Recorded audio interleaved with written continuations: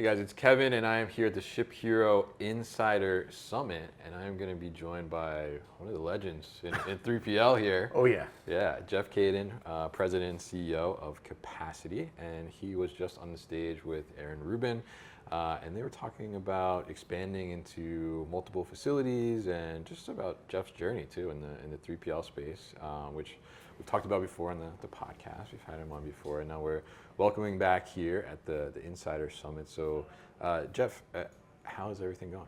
Everything's going great. Yeah. I mean, we just heard a really interesting talk by Cindy Allen on tariffs. We haven't really had much impact at Capacity because much of the personal care products that we handle are made here in the United States. So we don't have that much exposure, or I should say, our customers don't have that much exposure yet to tariffs. There's some product manufactured in Italy, but that's not the same thing as like in apparel, in the apparel world where so much of the product is made in China. We haven't had that much of a tariff impact, or our customers have not. Yeah. We have had an impact. The month of April was really much slower than we thought it was going to be. Really? Interesting. Yeah, it seemed like the bad vibes about like the forthcoming recession, the fact that everything might get bad, affected consumers and their purchasing. We saw everything go down. Our customers did too. So Yeah. It was a bit slow. So we're hoping May is gonna perk up a little bit. But that consumer sentiment is nothing we can have any control over. We just respond to it. Yeah. You just deliver when the customer asks you to, basically. Yeah, if they don't ask, then we don't do nothing. Yeah. So very interesting there, and you mentioned that a lot of your brands have not seen an impact yet. Are you expecting that there might be an impact? Well, they may have seen an impact on their sales because of overall consumer sentiment. I'm just saying that the tariffs haven't had a big impact on them. Yeah. In a lot of cases, like in hair care or in skin care, the plastic bottles, the bottle caps, the pumps, these components may be made in China and may be subject to tariffs, but they form such a small percentage of the overall value of the product. So it may be, and I'm not an expert in this topic, but I could imagine it being that the cost of the bottle cap or the bottle or the puck that your deodorant is in is less than 1% of the overall cost of the product. So even if it is 100% tariff, right, it doesn't really make a difference to the overall cost profile of the product. So in that way, they have not been so affected. Interesting. And so in your talk with Aaron here, you talked a lot about, I noticed you mentioned a lot about taking care of your employees, right? Yeah, of course. I mean, if I don't show up at work, everything still gets done. If they don't show up at work, nothing gets done. Yeah, that's a good point, definitely. But I think that was a great thing to highlight there. So tell us a little bit about how do you make sure that you are focused, right? Because one of the things you said was about, you're happy to pay overtime, right, to employees and take care of them. So tell us a little bit about how do you build that into your culture as a 3PL, and how do you make sure that you are taking care of that core labor that is so much a fundamental part of your operation? Well, let's be clear. I mean, we don't just pay overtime just to have fun and pay everybody more. I mean, we are a competitive business in a competitive industry. But you can't consistently cut out people's shifts and send them home when you don't have the work and expect that they're going to continue to work for you if that happens regularly. So paying overtime when you're busy is a way to be able to sometimes work with the warehouse associates in a more flexible way where they can tolerate missing a shift if they know that the following week they're going to get overtime to do something else. So it's a little bit more of a give and take with the employees, know that we care. We know they can't survive if they're not getting 40 hours of work a week. So that's the first part. The second part is that at Christmas time, everyone wants a little bit of extra money to buy presents, send home, whatever. Of course, So that's another thing we don't mind doing. But like any business in a competitive space, we can't price ourselves out of the market just because we pay a lot of overtime. So we're very careful with our productivity and with what we push our employees to do. I mean, we have extremely productive employees. We're monitoring them all the time. We're using a labor management system to watch and see what everybody's doing. But in turn, we also give respect, ability for advancement, and things like that. So try to work it out in a way that's kind of cost neutral, but benefits the employee when possible. Yeah, absolutely. And I think, it reflects, you mentioned that your turnover is like 12%, which is Yeah, insane. we have low turnover. That's very, very great.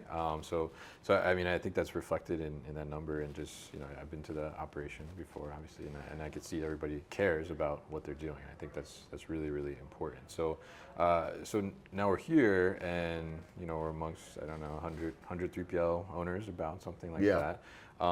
So what would be some of your advice in the market right now for 3PLs? Do you think it's, because your talk was about expanding into multiple buildings, right? So do you think it's a good time to look at another building?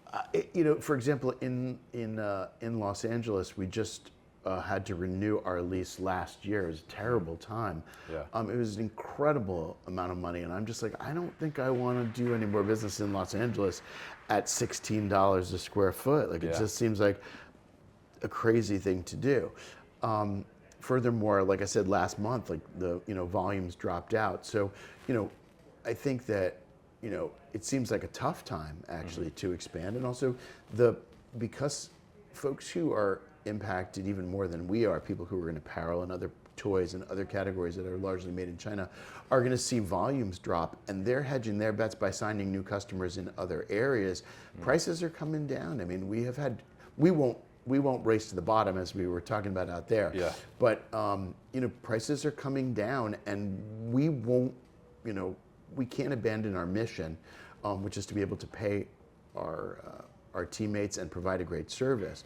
So we can't race to the bottom with everybody else, but your prices are coming down, and it is I think, particularly difficult time in our industry for 3PLs, for sure. Yeah, absolutely. So what would you say in terms of, I guess maybe, because I've heard sometimes some 3PLs, they try to go for that second building or that third building. It's a little too soon, maybe. So what advice would you give to them to make sure that they don't try and make that expansion too soon, and then maybe it's a little bit more than they can handle, and maybe it's more. Yeah, I mean, you have to have a good CFO who's like guiding you with your forecasts and what it's going to mean for the business.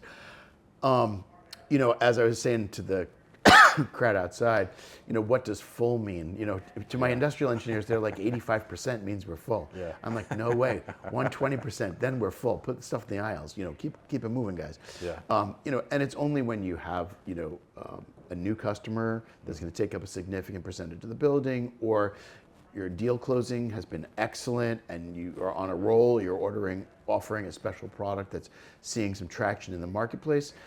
Okay, fine, but don't do so until you got a customer who's going to pay you at least for like 20% of the building. Yeah. And your old building is bursting at the seams with revenue. Those two things happen, then go get a new building. Yeah. Interesting. There's no prestige factor here having multiple buildings. You're better off in one building until you need the second. Until you absolutely need it, right? Yeah. You got to rent trailers at the dock doors, right? Yeah, I mean, we have at different points in our history been in a trailer farm environment outside a couple of our buildings. Yeah. That is not a good way to run a railroad. Do not do that, right?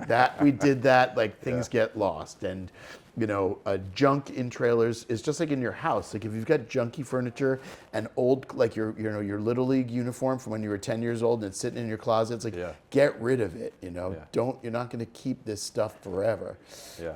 Trailer's not a good idea. But that being, it's a good place to store cardboard for a week if you're waiting to, but not. What you're doing on a consistent basis is probably. You can't store customers' product. Move, you can't put customers' product in a trailer. You just cannot do it. Do not do it. Yeah, absolutely. So now, what would be your one piece of advice for 3PLs out there that are looking to continue to grow and do well in the market? I don't know. Like, have a good time, laugh a little bit, try to enjoy. Yeah. Build a culture that that you feel proud of, and that motivates people to have fun together and stay together as a team. Because it's when you're together as a team, you're going to do better than if people are coming and going. And have fun. Love that. Yeah, I think that's great, and I can tell you have a lot of fun. We definitely.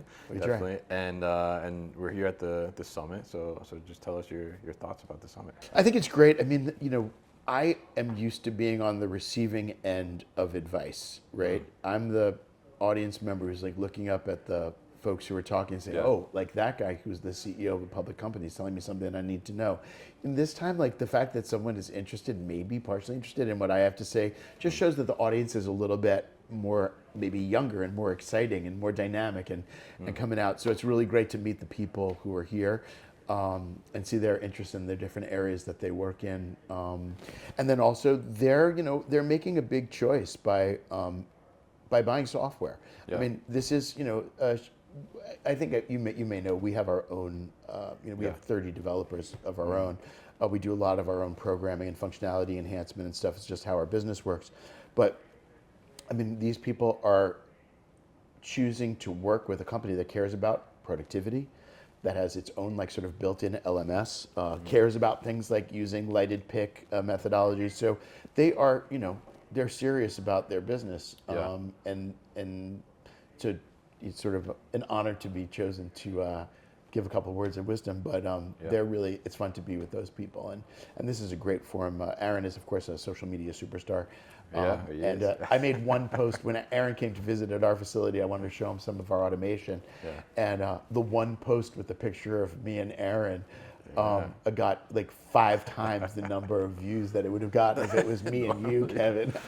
Yeah. Those two legends, I mean, right there.